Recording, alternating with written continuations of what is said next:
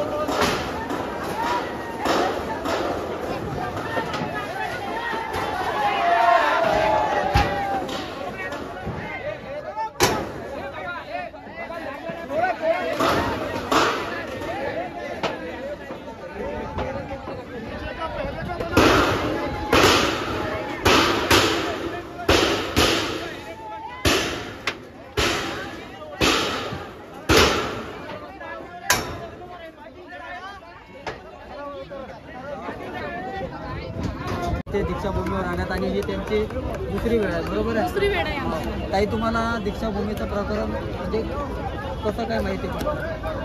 आम्हाला माहिती पडलं, आता इथं कोणी नातेवाईक राहतं त्यांनी व्हायरल केलं लिंक आणि व्हॉट्सअपवर पाठवलं, म्हणून आम्ही इकडे आलो आणि आम्हाला हे पार्किंग नाही पाहिजे याच्यासाठी आम्ही बोललो, पण मागे आम्ही त्याला हे तुम्ही लागत तर संडास बाथरूमची योजना करा आणि कोणतं राहण्याचं कार्यालय करा, त्याच्यासाठी हा आम्हाला पार्किंग नको पाहिजे याच्यासाठी आम्ही बोललो माझं, आणि तरी पण ते लोक म्हणत का तुम्ही एवढेसे लोक तुम्ही काय करणार इतकं आम्ही बांधकाम सुरू करून असे म्हणाले ते। तर ठीक आहे म्हटलं आम्ही येऊ, मी काय करून तर आम्ही तुमच्या बघून आम्ही असं म्हटलं आम्ही। म्हणजे बघू शकता की काही लोक म्हणत होते की मोजक्या लोकांमुळे काय होणार, पण ते हे गोष्ट विसरून गेले होते की जो कुछ नहीं करते वो कमाल करते मेरे दोस्त, जो कुछ नहीं करते वो कमाल करते मेरे दोस्त। आज याच आंबेडकरी समाजाने ज्यांच्याकडे स्मारक समितीच्या लोकांनी दुर्लक्ष केलं होतं त्याच महाराष्ट्रातल्या जनतेने अंडरग्राउंड पार्किंगचं काम बंद केलं आहे। दोनही बौद्ध उपासिकांना माझा मानाचा स्वाभिमानाचा निळाभडक जय भीम। अजून मला बोलायचं आहे, अजून असं की दरवर्षी पेपरमध्ये प्रत्यक्ष तर नाही होऊ शकत, पण जेव्हा पेपरमध्ये बघतो की 14 ऑक्टोबर ते दसऱ्याला 8 ते 9 लाख रुपये येतात आणि कसं त्याला पाय ठेवल्या जागा नसतात, बिचारे भाकरे बांधू कुठल्या देशाभरातून लोक येतात आणि कसं ते आपल्या खाण्यामध्ये बिचारे 2 घास खाण्यामध्ये सुख शांती पाहतात, यांना काही मागत नाही, पण त्यांच्यासाठी जे समिती आहे यांनी कशी जागा उपलब्ध करून द्यायला पाहिजे,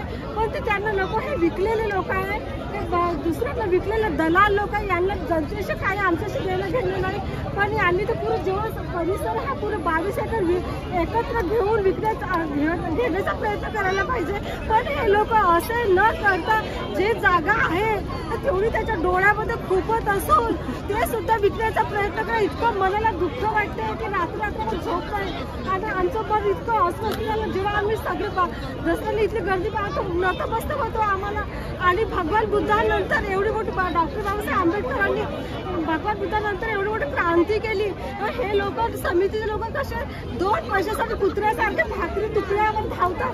असं नाही की आपल्या समाजासाठी काही केलं पाहिजे, एकत्र आलं पाहिजे. यांना जंतुशी कायद्याकडे आता तरी आपल्या मनावर हात ठेवून विचार करावा की काय समाज असते, समाजासाठी काय केलं पाहिजे. अरे हे तर काहीच नाही. जेव्हा तुम्ही सोबत मराल तर तुम्ही सोबत काही घेऊन जाणार नाही. म्हणून काय कीर्ती करा तुम्ही. काही नाही, समाजाला साथ द्या आणि 14 ऑक्टोबर पर्यंत जसा अगोदर परिसर होता तसं करून द्या आणि लोकांना सुख शांतीने येऊ द्या. आणि हे जे 14 ऑक्टोबरचे सोहळे, दसऱ्याचे सोहळे होतात, इथं फक्त आंबेडकर जे आहे बुद्धिवान विचारवंत त्यांनाच परमिशन, त्यांच्याच विचारांना चालावं आणि बाकी लोकांना तर बिलकुलच नको. बरोबर आहे. म्हणजे तुम्ही ताईंचे मनाची तळमळ बघू शकता. त्यांनी जे सांगितलंय की स्मारक समितीबद्दल आपलं बांधून एकत्र गोडायचे आणि नतमस्तक धूळ आपल्या मातीच्या आपल्या कपड्याला लावून भाग्य समजतो आम्ही. आणि हे लोक नुसतं 2 पैशासाठी, आपल्या चाकरीसाठी, आपल्या घरासाठी, बंगल्यासाठी हे विकायला खरं शोकांती काय लाज वाटते, शरम वाटते. आम्ही साधं कमाई करा, पण यांच्याकडे सगळं यांनी तर कसं वागायला पाहिजे, काही वाटायला पाहिजे.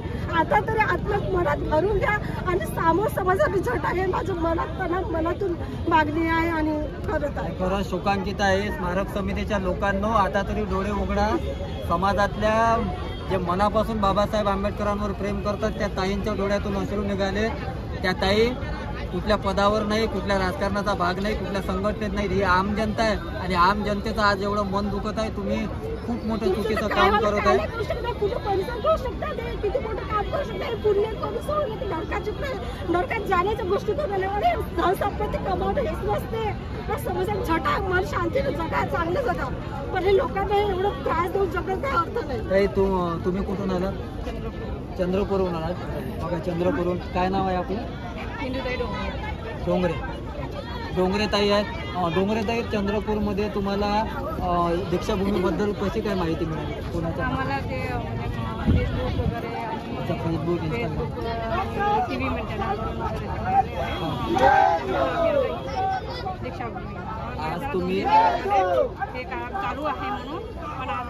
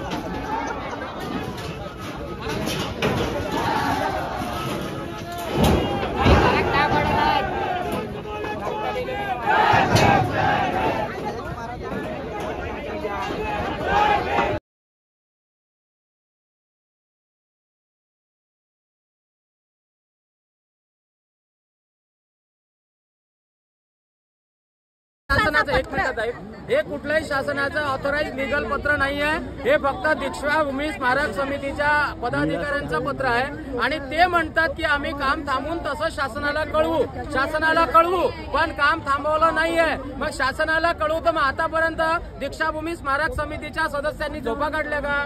एवढ्या दिवसापासून इथं काम सुरू आहे त्यांच्या नजरेसमोर. मग आतापर्यंत कुठे गेले ते सगळे स्मारक समितीचे सदस्य, सगळे अध्यक्ष? त्यामुळे त्यांनी आज इथे एसपींनी सगळ्या पोलीसवाल्यांना घेऊन आले. आज त्यांना आग भडकून दिसली म्हणून त्यांनी हा पत्र पाठवला. पण या पत्राचं काही महत्त्व नाही. दीक्षाभूमी स्मारक समिती हे बीजेपी आणि काँग्रेसची दलाली करणारी समिती आहे आणि त्या दलालांच्या भरोशावर दीक्षाभूमी जिवंत राहू शकत नाही. समाजाचा सर्वसामान्य प्रामाणिक कार्यकर्ता जोपर्यंत दीक्षाभूमी स्मारक समितीवर पदसिद्ध अधिकारी होत नाही तोपर्यंत दीक्षाभूमी जिवंत राहत नाही. एवढ्या वर्षापासून आजपर्यंत सगळी मलाई खाणारे हरामखोर दलाल बसलेले आहेत आणि जेवढे सदस्य अध्यक्षापासून सचिव असतील, सदस्य असतील किंवा आणखी कोणी असेल जो कोणी, हे सगळे काँग्रेस आणि भाजपाचे दलाल आहेत. त्यामुळे अशा दलालांच्या हातातून दीक्षाभूमी मुक्त करणं हे गरजेचं आहे आणि संपूर्ण भारतातली जनता ही मांग करत आहे की ही दीक्षाभूमी डिझॉल्व्ह झाली पाहिजे. नाहीतर यांना जोड्याने आम्ही चपला मारू बाहेर दीक्षाभूमीवर सर्वसामान्य जनतेचा ताबा मिळवण्याची ताकद बाबासाहेबांच्या लेकरांमध्ये आहे आणि हे आम्ही करून दाखवू. त्यामध्ये पोलिसांनी हस्तक्षेप करू नये. हा आमचा वैयक्तिक मामला आहे. वैयक्तिक मामल्यामध्ये तुम्ही जर यांना प्रोटेक्शन देत असाल तर पोलिसांची हे कॉन्ट्रॅक्टरशिप नाही आहे. त्यामुळे पोलिसांनी हे कॉन्ट्रॅक्टरशिप मध्ये सामानांची देखरेख करू नये, त्यांना प्रोटेक्शन देऊ नये. समाज हा स्वयंभू झालेला आहे आणि स्वयंभू समाजाला इथल्या या गुलामांची इथले पोलीस प्रशासन सुद्धा हे खेळणं आहे. गडकरी आणि फडणवीसच्या हातातले खेळणं आहे. त्यामुळे इथली दलाल पोलिसांची व्यवस्था, ही भ्रष्ट पोलिसांची व्यवस्था ही सगळी या समितीच्या मागे आहे. कुठल्याही प्रकारे हे लिगल पत्र नाही आहे. हे पत्र म्हणजे फक्त या आंदोलनाला निष्प्रभ ठरवण्यासाठी हे फक्त तोंडाला पानं पुसलेली आहेत आणि त्यामुळं आज आमच्या आंबेडकरी आणि बौद्ध बांधव हा बिलकुल या पत्राला न जुमानता आंदोलन आपलं चालू ठेवेल जोपर्यंत दीक्षाभूमी या ब्राह्मणांच्या हातातून तावडीतून मुक्त होत नाही. तो आज जसा बुद्धगयाचा बोधिविहार ब्राह्मणांनी कब्जा करून ठेवला त्याचप्रमाणे दीक्षाभूमी कब्जा टाकण्यासाठी हे सगळं षड्यंत्र आहे मनुवाद्यांकडून रचलेलं आणि हे मनुवाद्यांचं षड्यंत्र आम्ही हाणून पाडू. सगळा समाज एकजुटीने आम्ही भांडू आणि ह्या सगळ्या दलालांना या दीक्षाभूमीच्या बाहेर काढू.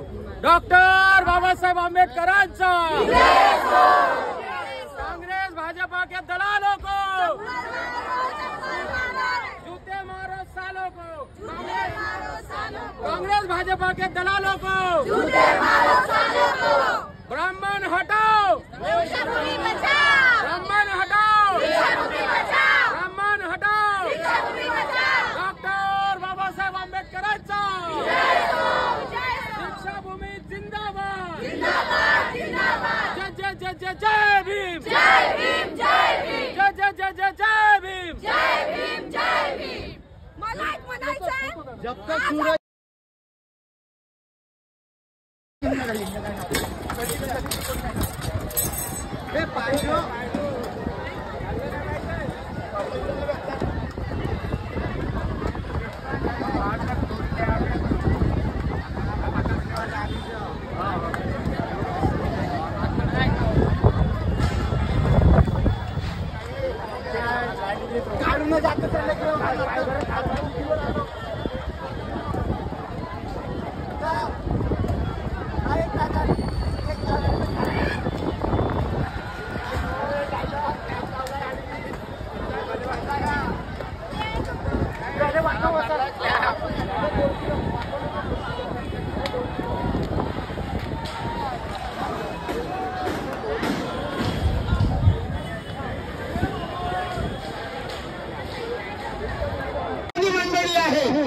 जाळपोळ करणाऱ्या मनुवादी मंडळीचा सुद्धा आम्ही निषेध करतो आणि म्हणून माझ्या बांधवांना या स्मारक समितीची ही मनमानी जिरवायला, या स्मारक समितीची ही मनमानी जिरवायला. अरे चला चला बांधवानो, चला चला बांधवानो, दीक्षाभूमी ही वाचवायला. दीक्षाभूमी वाचवायला. मी शाहीराव सहारे या या ठिकाणी माझे सहकारी धम्म जे भारतीय बौद्ध महासभेचे पूर्ण कार्य करतात. आपण चांगलं काहीतरी करू शकतो.